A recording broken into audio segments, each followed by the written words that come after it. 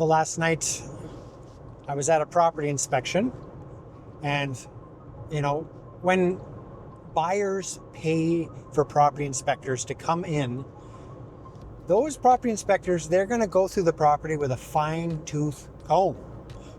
And I mean, if they don't find something, you got some bad property inspectors, because every house, they can find something with every single house.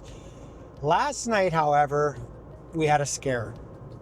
My buyer clients had a scare, simply because the furnace, the flame was not igniting, right? The fan was going, but we couldn't get it to ignite. And on top of that, there was a furnace report on the counter proving that an inspection and everything was A-OK. And that took place last week. It was there for us. So we got all scared, and we started going through the scenarios of what could potentially happen to our deal if a faulty furnace was involved, right? Today, I called the company, and they sent their technician that was out last week doing the inspection, and we went downstairs and we checked it out, and good news, super happy at this. Such a simple thing. Let's take a look. Here's disconnected. Which one? This blue wire. Oh. So it must have just come off when I was moving stuff around last time. Okay. Because that would be the only issue. That's Awesome. that's your high limit right there. So this little sensor right here sticks in. It's just a little metal piece about that big around.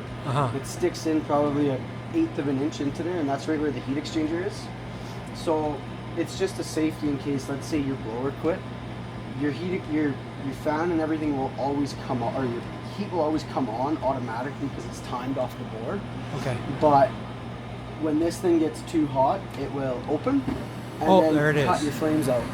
So This is awesome news, man. yeah, Because no issue at all. the people that want to buy it, They were all obviously, freaked out about it, yeah. they're freaked out. Yeah. So it could have been me that did it. It could have been when the home inspector was doing, or the full home inspector. He could have just. I mean, they don't go on super tight. Like if you give them a little pull, they'll pop right off. Right? You saw it right away, eh? Oh yeah, because it's the first thing I personally would look at, because it's the high limit, right? Yeah, so that's what the code is showing. So check that first, right? So as soon as I pull this wire off, it kicks out your flames, right? Holy It's just shit. a safety device. So what ends up happening is it's just temperature based. So sometimes what can happen too is if your filter gets too dirty, Yeah. your heat might come on, but if you're not getting the proper airflow through this, you're never gonna cool off inside where your heat exchanger is enough. So what will happen is this will open, it'll kick out your burners and everything, but your fan will always stay running because it's trying to cool off that switch there. So that's why the blower in this thing was running 24/7 non-stop, because it's trying to cool this off. It's never going to cool it off enough because it's not connected, right? So it's been running all night? Yeah, it's just probably their motor's been running non-stop, which I mean Okay. isn't like, these motors are designed where you can run them 24/7, 365, but yeah, that's all it is. You're the man. Thank you so much. Quick and easy, so we'll go turn that down because I don't think they want it set to 27. So what's the moral of the story? Well, the moral of the story is do not chintz out on property inspections. There's a reason why it's written into our contracts. So in this case, it wasn't a big deal, but our property inspector did find something, and it was a worry, and we had to figure it out, right? Because the last thing that a buyer client wants to do is buy a property, and then all of a sudden they've got a $6,000 to $8,000 bill because they have to replace a furnace. They're not going to be happy customers, right? And that's why you hire a realtor for situations like this, right? Helping you through it every step of the way.